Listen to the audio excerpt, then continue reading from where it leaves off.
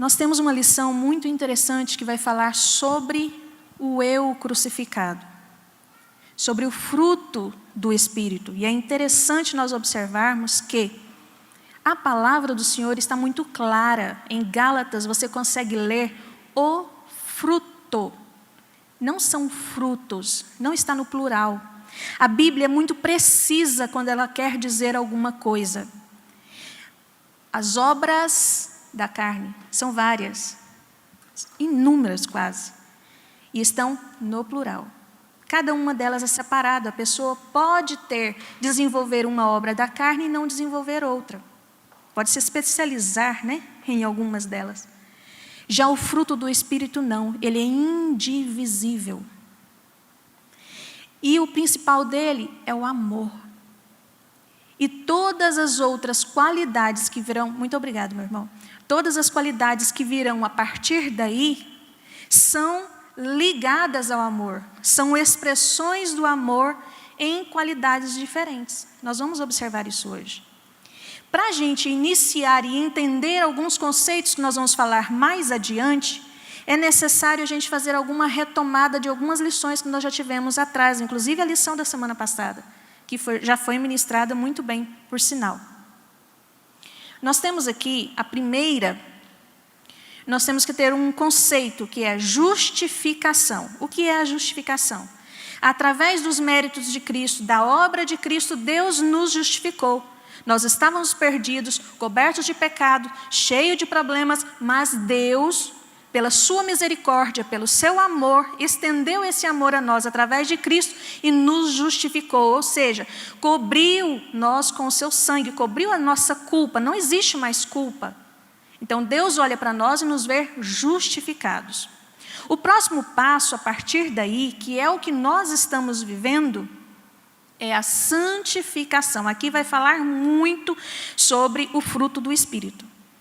Então, essa nossa caminhada cristã, dia a dia, cotidianamente, no nosso trabalho, na nossa escola, na faculdade, na rua, em todos os lugares onde nós estamos passando por um processo de santificação. É nesse processo que nós vamos aprendendo a ser melhores como esposa, melhor como marido, melhor como filho, melhor como pessoa da sociedade, melhor como empresário, melhor como funcionário, melhor como tudo. E é esse interesse que Deus tem em nós, nos fazer santificados, nos fazer chegar ao ponto de sermos perfeitos, assim como Cristo foi. E aí, quando nós chegarmos ao final da carreira, nós vamos encontrar um outro momento, que é a glorificação. A glorificação só vai acontecer quando Jesus Cristo voltar e levar a sua igreja, e o nosso corpo será glorificado, e nós vamos deixar este mundo aqui e viver uma nova vida diferenciada no céu, junto com a igreja, junto com Jesus Cristo, enfim.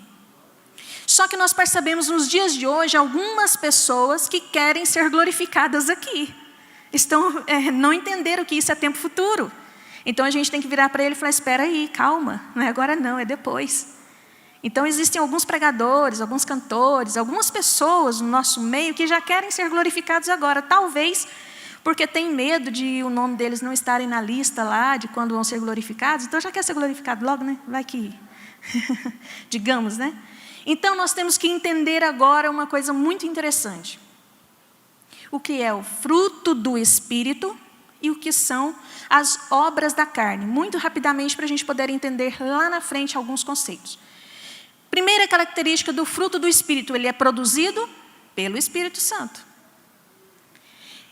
Nós não conseguimos produzir isso, nós não conseguimos fazer isso, não é obra nossa, é obra do Espírito Santo em nós, quando nós damos lugar para Ele trabalhar. Porque Ele não invade, Ele só vai até onde você permitir que Ele vá. Segunda característica, é indivisível o fruto do Espírito. Não tem como você dizer, não, eu quero desenvolver a mansidão, mas eu não quero ter a fé. Não tem como. Você precisa desenvolver todos os aspectos do fruto do Espírito. Terceira característica, é processual, cresce devagar. Então o Espírito Santo vai trabalhando em nós através de todas as situações de nossa vida para que nós possamos desenvolver este fruto do Espírito. Tudo o que acontece em tua vida, tudo o que acontece na minha vida é o Espírito Santo trabalhando em nós para nos melhorar, para nos santificar, para nos levar ao ponto de sermos glorificados um dia. Então, ele vai crescer devagar. Não adianta a gente achar, agora eu já estou santo, agora eu já estou num nível bom. Quando chega no nível bom, logo Deus recolhe. Porque nós estamos aqui aprendendo. Então, tome cuidado de quem acha que já está bom demais aí. Produz santificação, já foi falado. E é o caráter de Cristo impresso em nós. Isso é muito forte. Jesus Cristo, nós admiramos Jesus Cristo pela maneira como Ele lidou com as pessoas, lidou com a sua família, lidou com a sociedade, lidou com a humanidade em geral e lidava também com o Pai. E é isso que o Espírito Santo quer fazer em nós. Imprimir em nós o mesmo caráter misericordioso, amoroso, cheio de carinho, cheio de ternura e as demais que nós vamos ver à frente. O Espírito Santo quer imprimir em nós este caráter. Ora, nós somos representantes de Cristo aqui na terra. Então, se somos representantes, nós temos que ser como Ele é. Como é que você vai representar uma empresa, mas trabalhar de um jeito diferente do que a empresa trabalha? Não tem como. Se você é representante, você tem que fazer exatamente aquilo que a empresa faz. Tem que pegar a essência da empresa e trabalhar dentro daquilo. A mesma coisa somos nós. Somos representantes de Cristo na terra, não apenas aqui na igreja, mas lá na faculdade também, lá no nosso trabalho também. A gente sempre brinca que existem alguns irmãos que sempre falam para a gente, ore por mim, porque eu estou sendo perseguido no meu trabalho. O diabo está agindo lá e quer destruir. Aí, quando a gente vai observar direitinho, quem está fazendo as obras do diabo é ele. Então, a gente precisa orar por ele mesmo, realmente, porque algumas pessoas, mesmo sendo cristãs, não são bons vizinhos, não são bons parentes, não são bons aonde anda, não são bons empresários, não são honestos, não são bons funcionários, vivem dando tombo em todo mundo. Não é isso que o Espírito Santo quer de nós. Seguindo as obras da carne, primeira característica, em contrário àquela que nós já falamos antes, ela é produzida pelo esforço humano, e às vezes até sem esforço também. Porque é a velha natureza que está agindo em nós, está agindo em mim. Um dia o Espírito Santo me disse, eu preciso trabalhar com você, preciso melhorar coisas em você, você tem defeitos. Eu falei, não tenho, tem sim, não tenho. Aí ele falou, vou te mostrar onde você tem os defeitos. E começou a me mostrar e começou a trabalhar. Eu falei, puxa vida, eu não sabia que eu era cheia de defeitos. Eu achei que eu era bonitinha, eu achei que eu era boazinha. Mas aí o Espírito Santo foi me mostrando que as obras da carne, que a velha natureza ainda estava agindo em mim. E até hoje a gente vive uma vida lutando contra essa velha natureza, dia após dia, da hora que a gente acorda até a hora que a gente vai dormir. É essa a nossa luta diária, de lutar contra a carne e tentar seguir o que o Espírito Santo nos manda fazer. Também ela geralmente vem em grupo. Lembra que eu falei que o fruto do Espírito é indivisível? Aqui, a obra da carne, geralmente quando a pessoa tem a glutonaria, tem outras coisas também, outros defeitos também. Quando tem a impureza, tem outros defeitos que vêm junto. Um abismo vai chamando outro abismo. Por isso é que precisa haver a ação do Espírito Santo em nossa vida. E ela valoriza a natureza pecaminosa, valoriza aquela natureza pecaminosa que começou a existir no ser humano, lá no Éden, não porque Deus pôs, mas por causa da rebeldia. A velha natureza, entenda, sempre é rebeldia contra Deus. Somos nós dizendo para Deus, Senhor, eu faço sozinho, eu dou conta sozinho, eu sou melhor, eu dou conta. Uma vez uma garotinha ia atravessar a rua para ir para a casa da avó dela. E a mãe dela falou assim, vai com Deus, minha filha. Ela falou, não, eu não quero ir com Deus, eu quero ir sozinha. Tem muita gente no nosso meio andando sozinho, não quer andar com Jesus.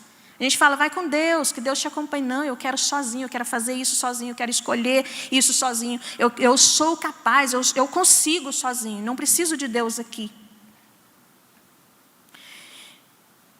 Então, nós temos também essa diferenciação sobre os dons. Conforme o que o nosso comentarista falou, os dons são como alicerce em uma construção. quando Jesus Cristo voltar e levar a sua igreja, os dons cessarão. Isso está na Bíblia. Porque nós vamos para o céu. Lá no céu não há dor, não vai ser preciso ninguém profetizar, não vai ser preciso todas os outros dons. Lá no céu não vai ter ninguém para pedir perdão por pecado, porque lá não existirá pecado. Então, quando nós chegarmos no céu, quando nós sairmos daqui dessa terra, esses dons cessarão. Os dons são o quê? São habilidades espirituais, habilidades maravilhosas, habilidades interessantes que Deus dá ao ser humano. Não porque o ser humano merece, mas porque Deus resolveu entregar a cada uma das pessoas essas habilidades especiais. E não sou eu que chego e falo, Senhor, eu quero ter tal dom. É Ele quem te dá, conforme o interesse dEle, conforme a vontade dEle, conforme o que Ele quer desenvolver em sua vida. Então, os dons, eles são sobrenaturais. E para que é que eles servem? Para impulsionar a igreja, para evangelizar. Não é para a gente ser mais bonitinho que o outro, porque eu tenho mais dons do que o outro, não. É para evangelizar, para servir de sinal ao incrédulo. O incrédulo vê na igreja acontecendo alguém falando em línguas, alguém profetizando, alguém tendo discernimento, alguém tendo visões, e ele fala, puxa vida, isso é diferente, eu não vi isso acontecer em lugar nenhum. Isso serve como sinal para o incrédulo. Então nós temos aqui o fruto do Espírito, ele é o testemunho do caráter de Cristo em nós, é diário. Qual é o mais importante? Qual é o que eu tenho que eu posso escolher? Não, eu quero desenvolver dons, eu não quero trabalhar com o fruto do Espírito, não, isso não existe. Você precisa ter os dois. Os dons são imprescindíveis, são importantes, porque nos impulsiona a evangelizar e a edificar a igreja. E o testemunho vai trabalhar, vai mostrar para toda a sociedade, vai mostrar para todas as outras pessoas por que é importante caminhar com Cristo. Como é o caminhar com Cristo, como é o caráter de Cristo, como é que Deus age, que essa pessoa é diferenciada. Seguindo aqui, nós temos as obras da carne. Você vai ter um trono muito bonito. E aí, nesse trono, quem é que vai estar? O eu. Eu sou bom, eu sou estudado, eu sou isso, eu sou aquilo, eu tenho mais dons, eu sou melhor, eu. Quando Jesus Cristo entra na história, aí nós vamos ter, nesse trono sai o eu e entra Deus. É assim que deve ser na nossa vida. Esse é o nosso alvo. Esse é a nossa meta, nosso objetivo é esse. Ter Deus no trono da nossa vida. Ter Deus como Senhor da nossa vida. Salmo 23 diz o seguinte: o Senhor é o meu pastor e de nada eu tenho falta, ou nada me faltará. Primeira coisa, nós temos que saber que Senhor é esse. De fato, é o Senhor Deus de Israel que é o Senhor da sua vida? Ou é o Senhor dinheiro, o Senhor outras coisas? Então, se é mesmo o Senhor Deus que está em nossa vida, que é o Senhor da nossa vida, então a nossa vida vai ser diferenciada. Então, o nosso autor disse que a igreja está sendo edificada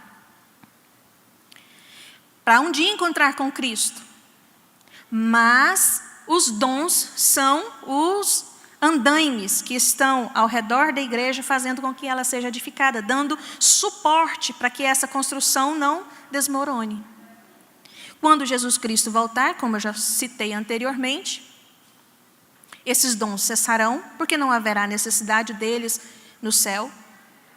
Mas o caráter de Cristo vai continuar. Não que nós vamos desenvolver lá no céu o caráter de Cristo, não. Não é isso, mas nós já estaremos prontos, já estaremos trabalhados, já estaremos glorificados. Seguindo. Então nós temos o fruto do Espírito, conforme Paulo disse em Gálatas. E esse texto é muito interessante. Gálatas é uma carta que nós temos que ler sempre, só que ela é uma carta que puxa as nossas orelhas, aí a gente deixa para ler de vez em quando. A maioria das pessoas, porque ela puxa as orelhas da gente, ela nos aperta, ela diz para a gente, olha, você não é tão bonitinho quanto você pensa que é, não. Alguns autores dizem que o fruto é o amor, e as outras qualidades são as qualidades do amor. Esse argumento está baseado em que Jesus Cristo é o amor, Ele é a encarnação do amor, Deus é amor, Deus nos ama acima, nos amou o mundo de tal maneira que deu o seu Filho unigênito, e os irmãos conhecem João 3,16. Então, em vários lugares está mostrando o amor de Deus, que Deus é amoroso. Então, alguns autores ficam nesse aspecto. Boa parte dos autores pentecostais não acreditam muito nesse tipo de visão. Da forma como eu vou estar trabalhando aqui, é das duas visões. O importante é que o amor veio colocado como primeiro e não anula que Deus é amor, Deus está sempre conosco, e que essas outras características também são revelações do amor. Elas têm esses aspectos. Então é a alegria, paz, paciência, benignidade, bondade, fé, mansidão, domínio próprio. Muito interessante essa abordagem que Paulo fez. E o pastor Alain Brizotti fez uma divisão muito interessante. Ele gosta de fazer divisões, né, no texto, para ficar mais fácil para a gente poder entender. 3 desses falam sobre a nossa relação com Deus, que é amor, alegria e paz. Os outros 3 vão falar sobre a nossa relação com o outro, que é a paciência, a ternura e a bondade. E os últimos 3 vão falar sobre a nossa relação conosco mesmo, interna. Aí entra fidelidade, fé, tá? Mansidão e autocontrole, ou domínio próprio, conforme o que você preferir chamar. Eu estou colocando como algumas outras palavras um pouquinho diferente, para ficar mais fácil para a gente poder entender que, da época que foi escrito esse texto, algumas palavras sofreram algumas adaptações na língua portuguesa, então fica mais fácil para a gente poder entender, né? Então, o amor é a expressão maior. Ele é, neste caso aqui, é o amor ágape. Era uma palavra nova na época que Paulo escreveu. Ele é diferente do amor eros, que é aquele do amor entre o casal. É diferente do amor filos, que é o entre irmãos. É diferente desses tipos de amor. Esse é o amor fraternal, amor misericordioso, amor que enxerga o outro, o amor que vê o outro. É muito além do amor filos, de amizade.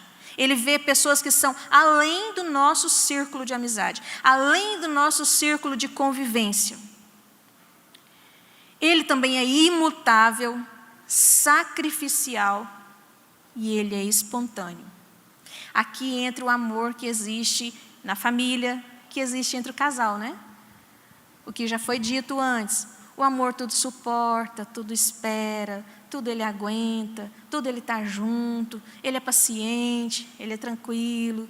Só o amor para fazer 2 pessoas que têm uma convivência, uma formação, uma cultura, um jeito diferente entre 2 famílias, são totalmente diferentes essas famílias, criam uma comida diferente, cultura diferente, palavreado diferente, e depois Deus resolve colocar essas 2 pessoas para morarem juntas. Só Deus para fazer algo desse jeito e dar certo. E que é que segura, o que é que faz essa liga? É o amor. Só Deus que faz essas coisas.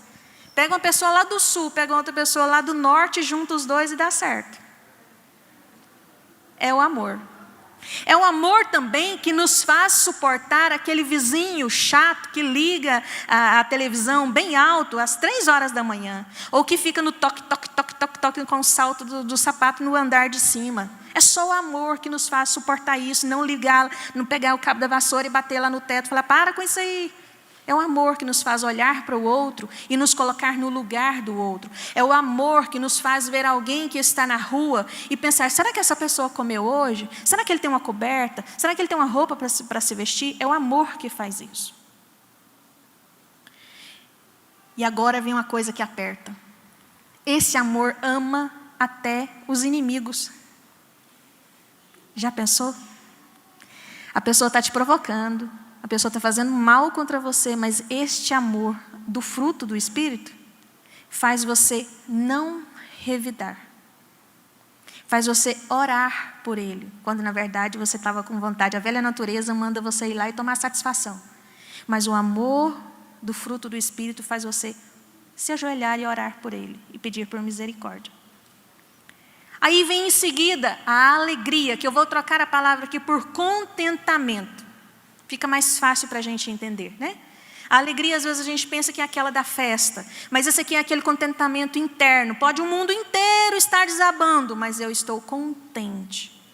Eu não tenho roupas para vestir o suficiente, o tanto quanto eu gostaria, mas eu estou contente com as que eu tenho.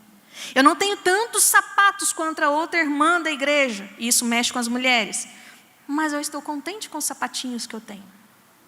Não tenho o carro que eu gostaria, que o irmão tem, o meu amigo de banco tem, o meu vizinho tem, mas eu estou contente com o carro que eu tenho. Estou contente com os dons que eu tenho. Estou contente com a esposa que eu tenho. Estou contente com o esposo que eu tenho. E com os filhos que me dão um trabalho, mas eu estou contente. Então esse é um contentamento interno, contentamento que ultrapassa qualquer coisa que esteja acontecendo na sua vida, que poderia, se fosse através da velha natureza, nós ficaríamos tristes, deprimidos, sofrendo, angustiados, chateados. Aqui, esse amor mata isso. Faz com que a gente fique feliz. Bom, né? Ele também é constante. É um constante bem-estar com Cristo. Quando a gente fica brigando com Deus, dá problema. Não inventa de brigar com Deus, não. É melhor a gente se contentar e esperar o que Ele está fazendo na nossa vida do que ficar brigando com Ele. E Ele se manifesta até nas tribulações, né? Se manifesta nas agonias que nós passamos no dia a dia. Alguém pode dizer assim, puxa vida, mas você tem tudo para você ser uma pessoa deprimida, mas você está sempre sorrindo, por quê? Responda para ele, é o fruto do Espírito, meu querido, que está agindo em mim, é essa alegria, essa paz, essa tranquilidade, é o fruto do Espírito que está agindo. Agora nós vamos para o próximo, que é a paz, é estar tranquilo, independente do que acontecer. Todas as contas estão chegando, o ano está difícil, esse ano que nós passamos agora foi o ano de testar essa capacidade aqui. Estar tranquilo quando tudo está desmoronando. Estar em paz, sabendo que é Deus quem toma conta da minha vida, não sou eu. Eu, por mim mesma, não ia dar conta. Se fosse dependendo da nossa velha natureza, nós estaríamos chorando, gritando, descabelando, fazendo como muitas pessoas fizeram, desistindo, às vezes até tirando a sua própria vida.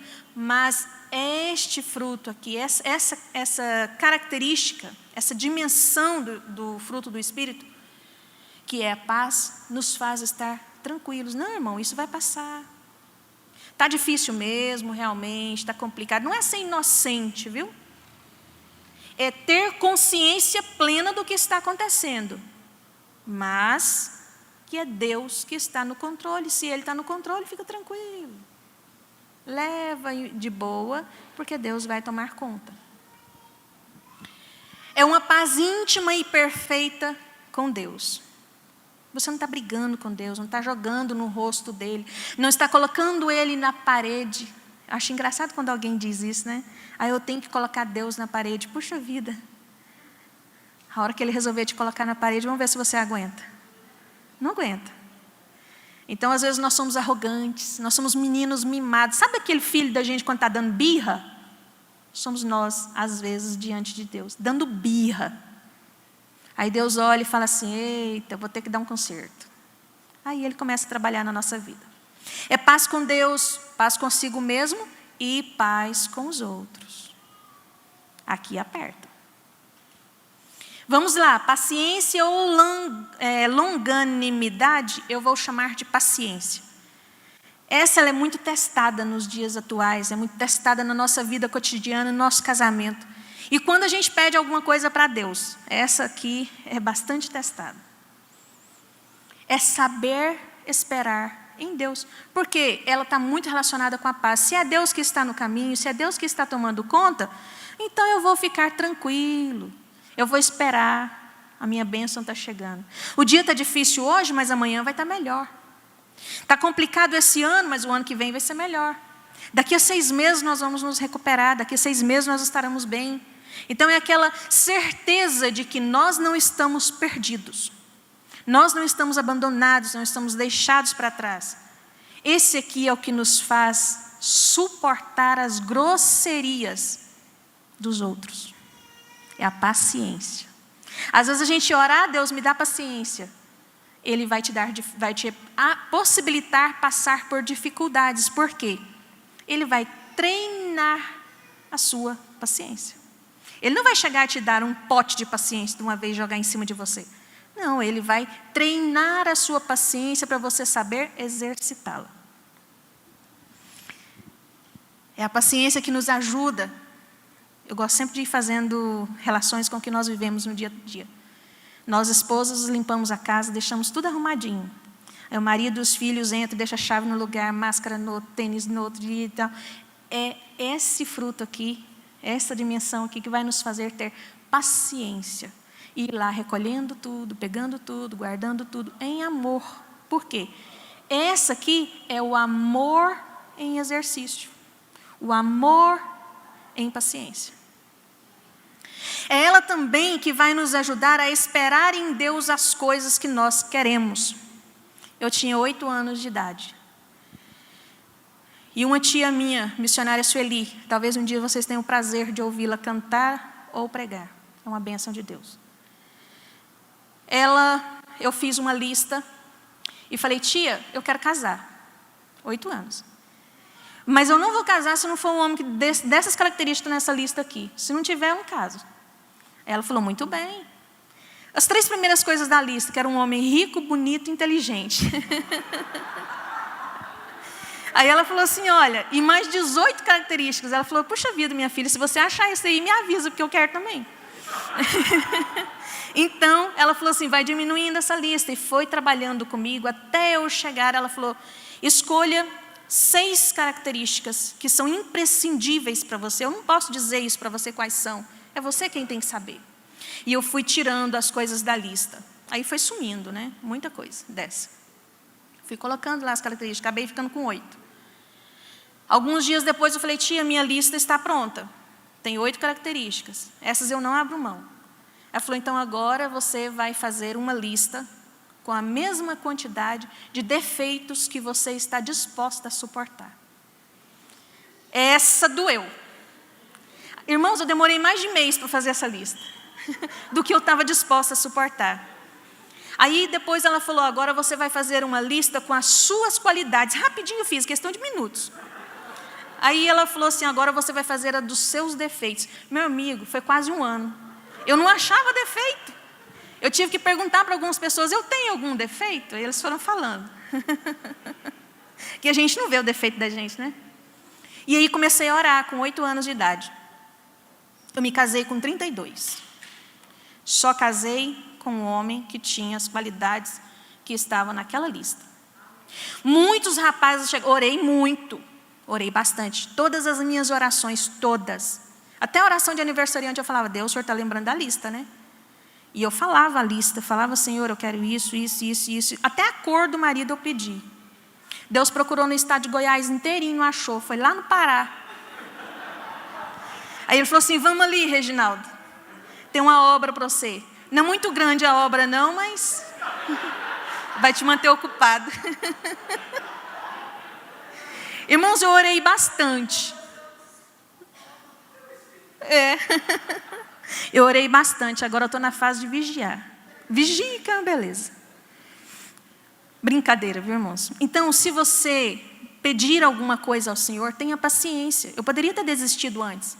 Chegaram muitos rapazes, muitas pessoas me apresentavam, rapaz, Lívia, você trabalha na igreja, você faz isso, você faz aquilo outro. Tem um rapaz que eu quero te apresentar. Eu falava, qual é a altura dele? Às vezes vinha um rapaz, chegava perto, eu não dá certo não, você tem a mesma altura que eu pedi diferente. Ou então você tem a cor diferente da que eu pedi. Enquanto não foi aquele que a hora que eu olhei para o Reginaldo e fui olhando e o homem não acabava, eu falei assim, é este. É este. E foi. E estamos aí. E pensa se eu deixo. Deixo não, feliz da vida. Tadinho, ele está abaixando a cabeça ali. É o que vai pregar hoje à noite.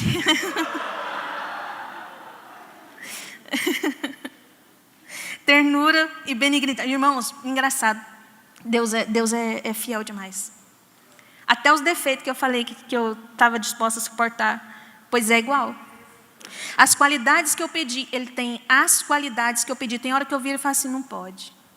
Tudo numa pessoa só, mas é porque Deus treinou ele. Deus desenvolveu nele as qualidades enquanto eu esperava.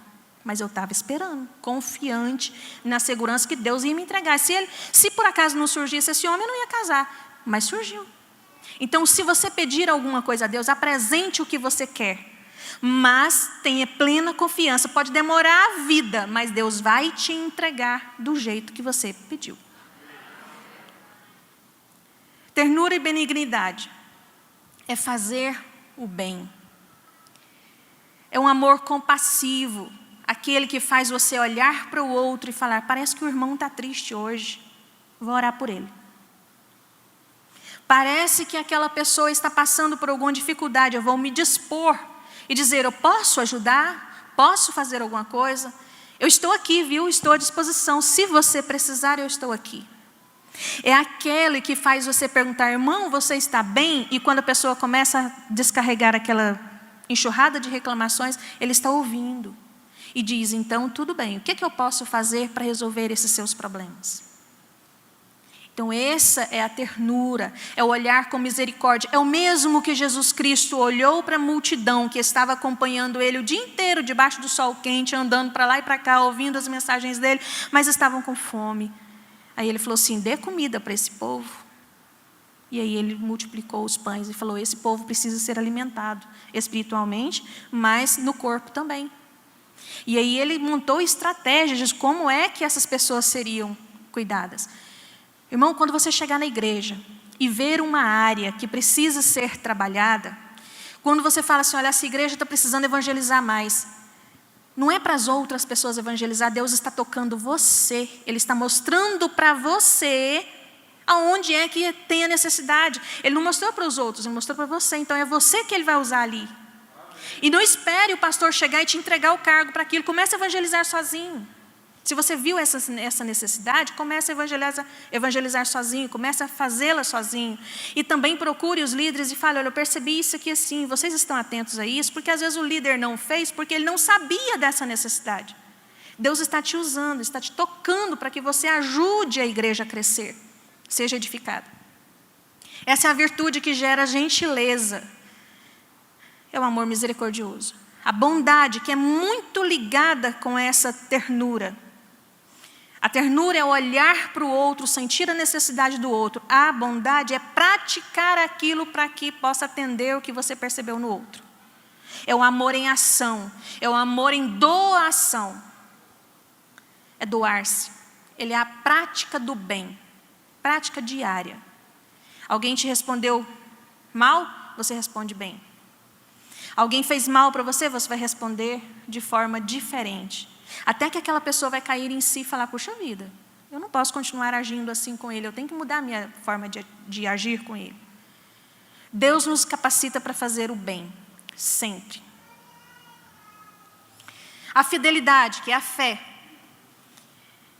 é cumprir a palavra dada. Deus é fiel, e eu? Eu cumpro o que eu prometi? Diante do altar eu prometi uma série de coisas. Será que eu estou cumprindo no dia a dia aquilo que eu prometi? Às vezes eu passei o ano inteiro prometendo algo para o meu filho. Meu filho está acreditando. Ele está esperando pacientemente. E aí quando eu não cumpro a minha promessa com ele, eu prejudico o meu filho de desenvolver a dimensão da paciência. A dimensão de esperar, a dimensão de acreditar. Então, quando você prometer algo, cumpra. Ele é a confiança plena, né? Ser fiel e honesto. E espiritualmente, é também essa fidelidade, não se afastar de Deus. Às vezes a gente entende isso de uma maneira meio equivocada. A gente pensa que uma pessoa que porque saiu da igreja, não está vindo à igreja, ele está afastado de Deus. Nem sempre. Às vezes alguns de nós, em determinados momentos, estamos mais afastados de Deus do que às vezes alguém que está fora. Não estou defendendo que as pessoas queiram ser crentes ou queiram seguir a Cristo fora da igreja, mas eu estou dizendo que nós não podemos julgar as pessoas que tomaram esse caminho. Deus entende qual foi a fraqueza dele, qual foi a questão dele. Nós precisamos estar no corpo, sempre juntos. Nós não somos seres gregários, seres que vivem sozinhos, ilhas. Nós somos um povo que vive no continente, todo mundo junto, todo mundo apertado, todo mundo próximo. E próximo de Deus também. É na convivência com os outros que Deus nos ensina. É na convivência com meu marido, na convivência com os filhos, na convivência com o vizinho, na convivência com os irmãos da igreja, na convivência do meu trabalho, da faculdade, em todos os lugares onde eu vou. É nessa convivência que Deus trabalha na minha vida. A mansidão é resistir ao mal. Mesmo que todas as outras pessoas estejam fazendo errado, mas a pessoa mansa não é aquela que fala baixinho, que fala educadinho, fala um português polido, não. O manso aqui, do fruto do Espírito, é aquele que resiste veementemente o mal. Ele vê algo errado e ele não fica calado, ele não fica quieto. Também é alguém que respeita o espaço do outro. É ser manso. É tanto resistir ao mal quanto respeitar o outro. É ser pacífico e calmo. É não ser aquela pessoa de pavio curto. Nós que somos baixinhas, nós temos que lutar mais contra essa capacidade de ser pavio curto, porque o sangue corre mais rápido, né? Então, tem hora que aí a gente tem que contar e vai pedindo a Deus para ter graça, para ter misericórdia de nós e a gente diminuir um pouquinho a brabeza. É o amor submisso a Deus. O autocontrole, que é o domínio próprio, esse é extremamente importante, não mais que os outros, mas é um que nós precisamos exercitar em nossa vida diariamente. O autocontrole na hora de comer, o autocontrole na hora de faltar o sono, né? De não dormir na hora certa. O autocontrole na estrada para não dirigir rápido demais, para não fazer ultrapassagens perigosas. O autocontrole lá na empresa para não fazer uma nota diferente do que deveria ser feito. O autocontrole em não exceder aos encantos de outras pessoas, né? Que não seja o nosso cônjuge. Esse aqui, o domínio próprio, também ele vai falar sobre as nossas questões relacionadas à nossa vida interna. Ele vai nos ajudar a ter aquele autocontrole com os nossos pensamentos, o que nós vemos, o que nós falamos e o que nós fazemos. A psicologia diz que tudo o que nós fazemos já estava feito na mente. Primeiro a gente planeja, mesmo sem querer. Primeiro é planejado, depois é feito. Quando você vê uma pessoa errando em alguma coisa, aquilo já estava na mente dele há muito tempo. E foi amadurecendo. E ele não teve essa temperança aqui, não teve esse autocontrole, não teve esse autodomínio para dizer, não, eu não vou fazer isso. Eu vou permanecer da maneira como eu devo ser. É o freio enquanto nós estamos sofrendo tentações. Não pense você que os líderes, professores, pastores não sofrem tentações, sofrem.